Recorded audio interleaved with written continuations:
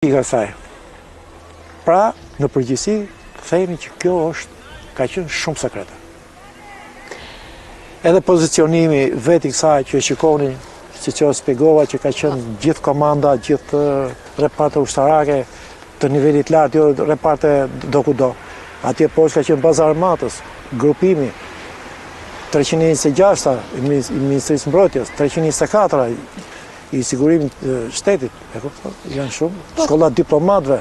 Po këto dhomat këtu? Këto dhomat këtu kanë qenë depo me furnizimin. Depo armësh?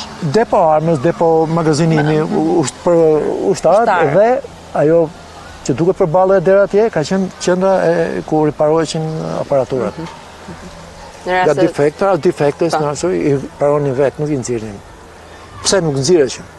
S'duhet nxjerrë sepse duhet ishte brenda stafit. Se një tjetër nuk i djej. Mund të spionante? Jo, po është një gjë. Ti mund të japësh, mund të fusësh në aparatur një kod shifrimi, një kondensator. Ai kondensator për çfarë mund të? Tepër, për çfarë? Nuk i djej. Gjithmonë në ushtri ka qenë siguria. Sekreti. Tani ku do shkojmë? Tani nga këtu do shkojmë dhënsat, që janë lartë. Se u thash që dhënsat duhet të rrinin 1.2 dhe 1.5 km larg në vijë ajrore, larg masave. Për efekt eliminimi zhurmës nga në masa. Në marrjen e sinjalit. Ta shikojmë dhe atë atëherë.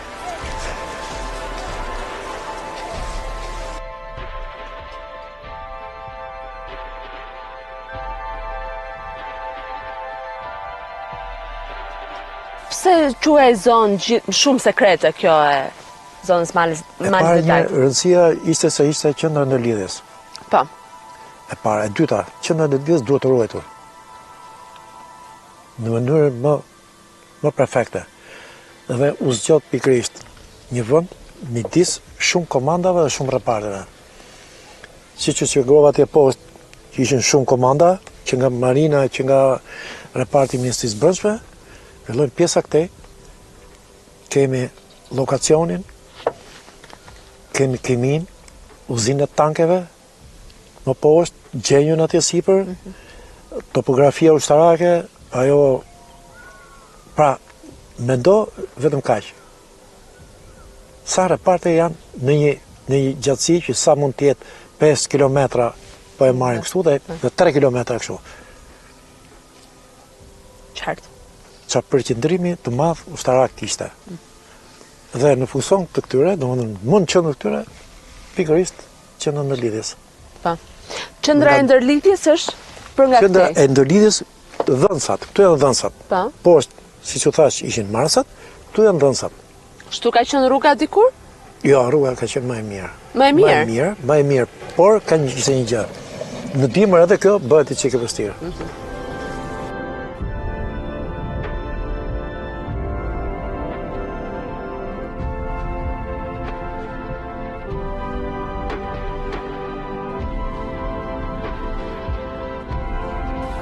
Këtu jemi rrëz Malit Dajtit, ë?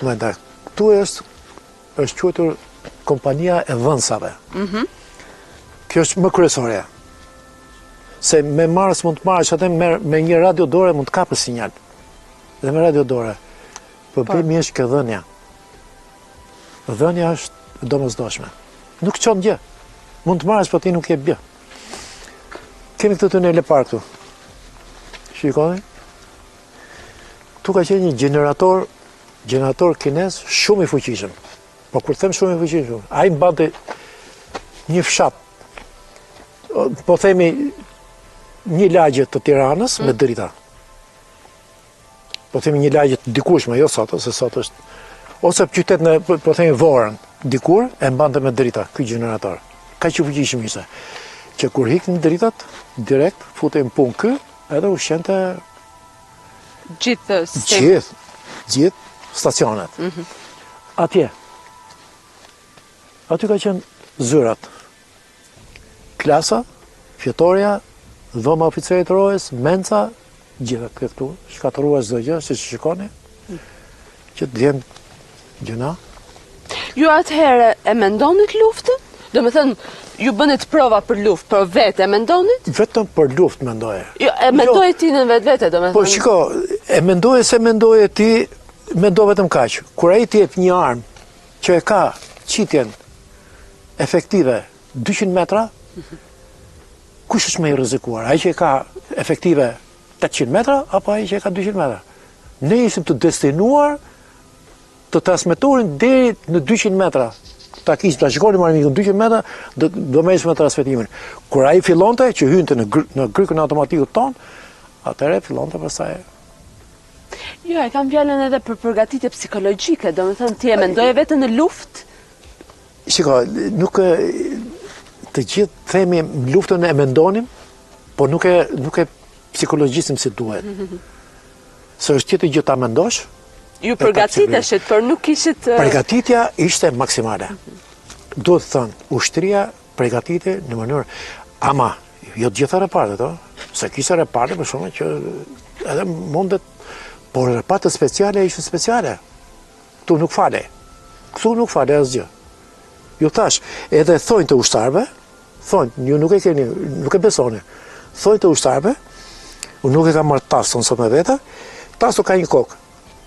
Dhe thoi, qofse takon ka ajo, nuk të le ta kapësh, ta mështjellësh kokën e tasos edhe të transmetosh si duhet, tikën të rëshqet. Edhe do kthehesh, rëshqitja të krijon dhënie gërmave, prishjen e gërmave. Prishja e gërmave presupozon që ti të kthehesh të transmetosh radiogramin, por radiogramin pastaj hajde ta marrë ai kur të fillojë pa le çfarë radisti do të përgjigjet, kështu që prandaj them janë rregulla shumë strikte. Sa më pak përsëritje sinjali duhet kishte. Në minimum. Prandaj ju thash që çdo transmetim bëhet deri në 12-14 grupe në minutë, jo më shumë. Ushtria nuk është radioamatorizëm. Ishte. Nuk ishte radioamatorizëm ku kërkohet shpejtësi. Ushtria kërkonte disiplinë, saktësi. Saktësi. Tani këtu është radiobyroja e dhënsave. Kjo fillon këtu dhe del nga krau tjetër që është gati një 150 metra. E ndara në 2 pjesë. Pjesa parë ishin dhënsat 91 me fuqi shumë të madhe dalje, 150 watt. Mendonin 150 watt një lamp ta mbash larg të ndizet. Pjesa dytë ishte dhënsat 150 watt, që quhen 150 watt. Edhe ato fuqin po kuptohet që kanë 150 watt, plus kishte në çdo sallë kishte nga një marrës, sepse duhet bëje ai që kolaudonte marsin ta dëgjonte edhe në radio që është fuqia e dur apo jo. Edhe bënte akordimin sa më të mirë të sinjalit.